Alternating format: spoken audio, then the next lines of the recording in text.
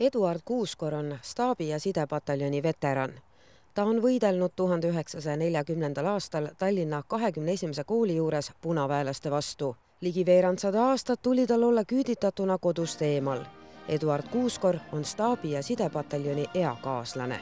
Rääkige mulle palun sellest elust siis, kui teie teenisite sidepataljonis.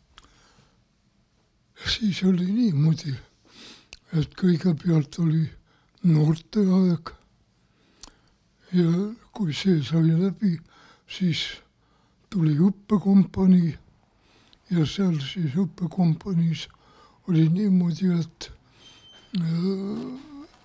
oli raadiorühm, oli telefonirühm ja oli telegraafirühm.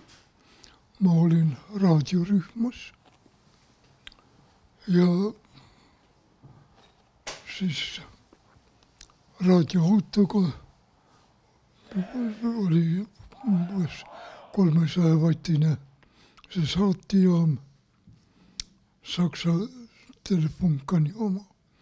See oli auto peale monteeritud ja sellega siis sai see õppimise töö kõik ära tehtud ja sellega tuli ka Venemaale sõit.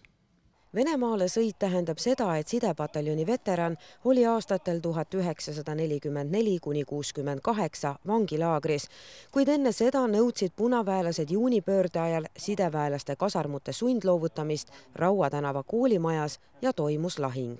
Raua tänava lahing oli niimoodi, et kõigepealt kella 9-10 paiku hommikul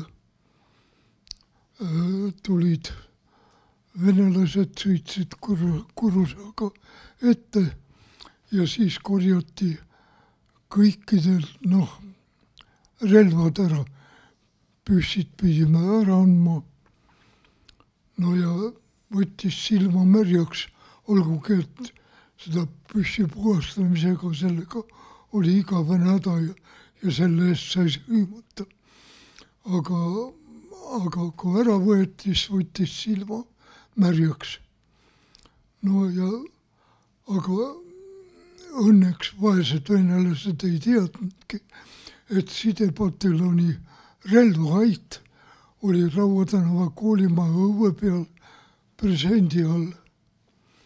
Ja kui nad läksid relvadega ära, siis üleväeteenijad olid 2 noormeest seal, üks oli seersant, mõlemad olid seersandid ja need siis läksime õue peale relvahaidas, sealt saime siis uued püssid ja laskemoona ka, kõik taskud olid kuiaga täis.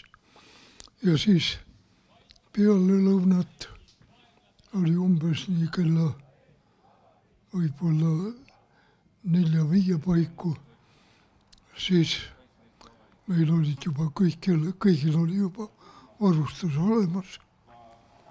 Aga nemad vaesed ei teadnud seda. Sidepataljon, olge sidemehed ja olge igavesti vaba. Sidepataljoni ja riigipöörajate vahel peetud tulevahetus oli ainuke Eesti Kaitseväe väeosa peetud lahing teises maailmasõjas, milles oli langenuid mõlemal poolel. Aga see tulistamine, see oli ikka päris nii tõsine ja tige ja seal sai päris palju venelasi sai pihta. Te olete nende aastate jooksul ilmselt päris palju käinud siin sidepataljonis ja loomulikult see kõik on muutunud. Mis tundeid see tekitab, kui te tulete jälle siia sidepataljoni ja näete lippu ja räägite nende tänaste sideväelastega? Asi on selles, et tunded on hoopiski imelikud. Seepärast sellest sidest, mis kunagi oli, see on ammu möödas ja seda ma ei julge uskuda, et nüüd enam selline tuli. Selline on ja jätkub sellisena.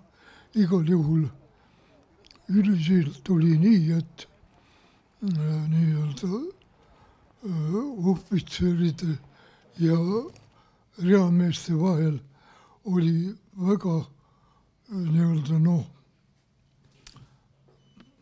mitte mingisugune selline käskimise ja karjumise moodus, aga kõik käis viisakas toonis. Nii et see käitumine ja see oli sidepataljonis hoopis teistmoodi, kui on kuulda olnud teistes väeosades. Mida te sooviksite nendele tänastele sideväelastele? On teil neile midagi öelda? Mina sooviks neile ainult seda, et eestlased, olge eestlased ja ärge alluge propagandale, tulgu see siis kus poolt tahes. Et elada üle 100 aasta on härra Kuuskoril lihtne retsept. Ärge suitsetage, ärge jooge ja elage rahulikku elu.